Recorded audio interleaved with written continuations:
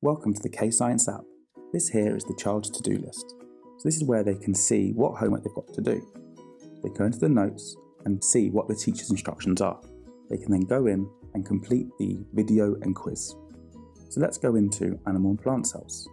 As you can see here within the app, they've got the Animal videos. and Plant Cells by KayScience.com. And they can watch it full What screen. I'm drawing here. And then once they've done all the tasks in the video, they can answer the questions that are linked to your mark book within the app. And the answers are marked live for them. And if they make a mistake, the answers are corrected within the app.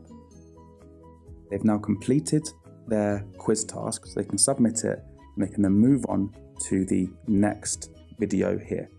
So the kid can then go in to do quizzes and watch videos whenever they want. This is basically an online textbook within the app itself. So they can go between biology, chemistry and physics.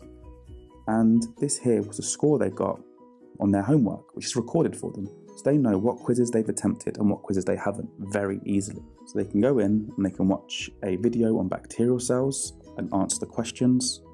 They can do that for any topic within biology, chemistry and physics. In the revision section, the kid can just do loads of revision questions. They can choose exactly what topics they want to revise.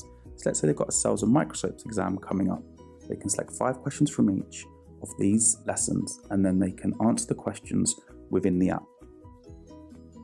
So they can also revise their formula practice within the app itself.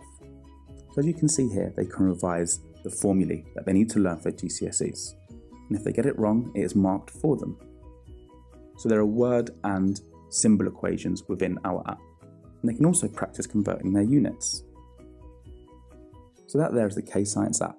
We really think it will add great value to your pupils, and it's coming out very soon.